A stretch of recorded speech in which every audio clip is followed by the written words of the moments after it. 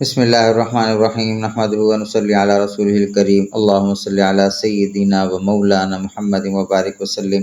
اللہم صلی وسلم وبارک علی حبیبک المصطفیٰ وعلی آلہ وبارک وسلم اللہم صلی وسلم وبارک علی جمیع الانبیاء والمرسلین اللہم صلی علی محمد فی اول کلامنا وصلی علی محمد فی اوسط کلامنا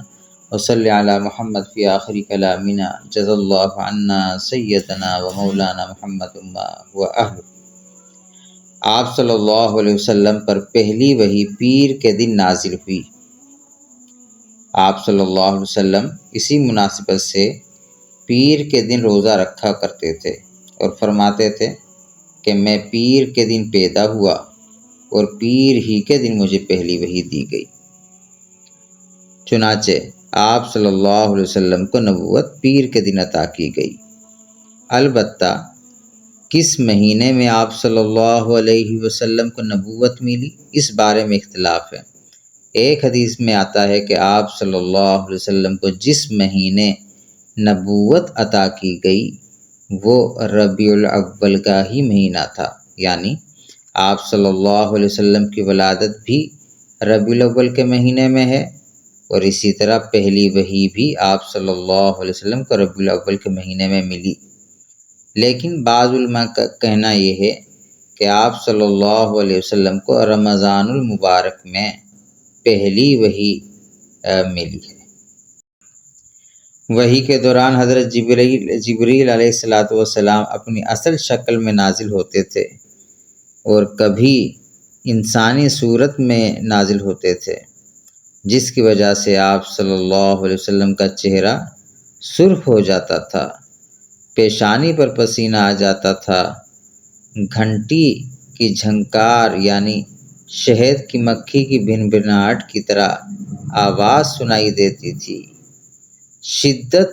اور دباؤ کی وجہ سے آپ صلی اللہ علیہ وسلم سر جھکا لیتے تھے اور جسم پر کپ کپی طاری ہو جاتی تھی،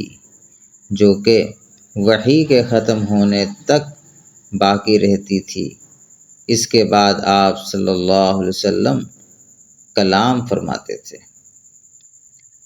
جب وحی نازل ہوئی تو آپ صلی اللہ علیہ وسلم سخت گھبرائے ہوئے تھے،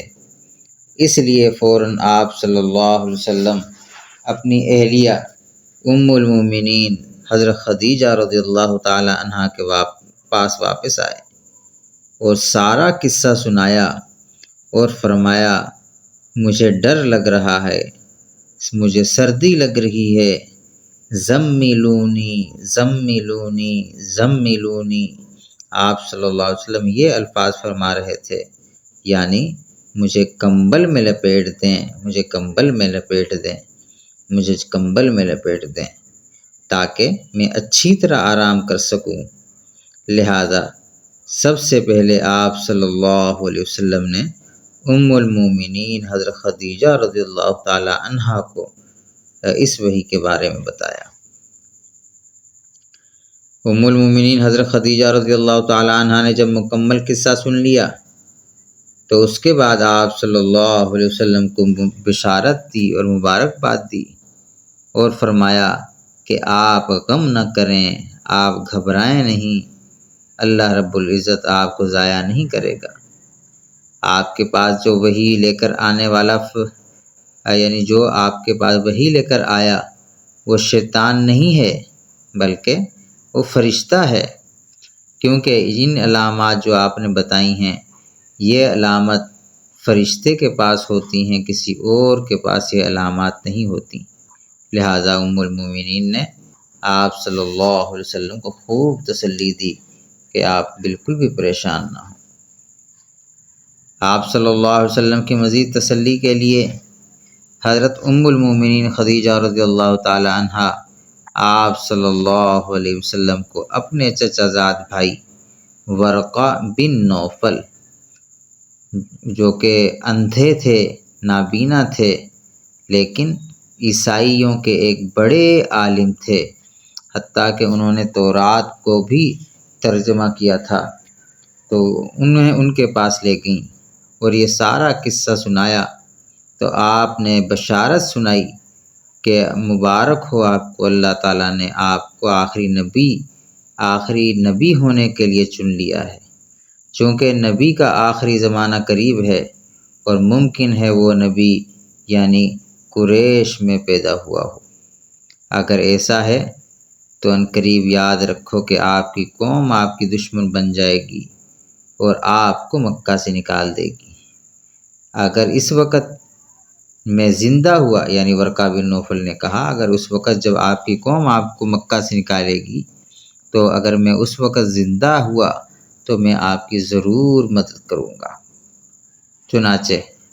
اسی وجہ سب سے پہلے آپ صلی اللہ علیہ وسلم کی نبوت کی تائید حضرت ورقہ بن نوفل نے کی تھی۔ اسی طرح آپ صلی اللہ علیہ وسلم سے کسی نے پوچھا کہ ورقہ بن نوفل مسلمان تھے، یعنی ایمان پر ان کا خاتمہ ہوا تھا یا نہیں؟ تو آپ صلی اللہ علیہ وسلم نے فرمایا کہ میں نے اسے خواب میں دیکھا کہ وہ سفید کپڑے پہنے ہوئے ہے۔ اگر وہ ایمان پر نہ ہوتا تو اس کے سفید کپڑے نہ ہوتے، کوئی دوسرے کپڑے ہوتے۔ لہذا اس سے معلوم ہوا کہ ورقہ بن نوفل آپ صلی اللہ علیہ وسلم پر ایمان لانے کی وجہ سے، یعنی اس نے آپ صلی اللہ علیہ وسلم کی تصدیق کی تھی، اس لیے وہ مسلمان تھا۔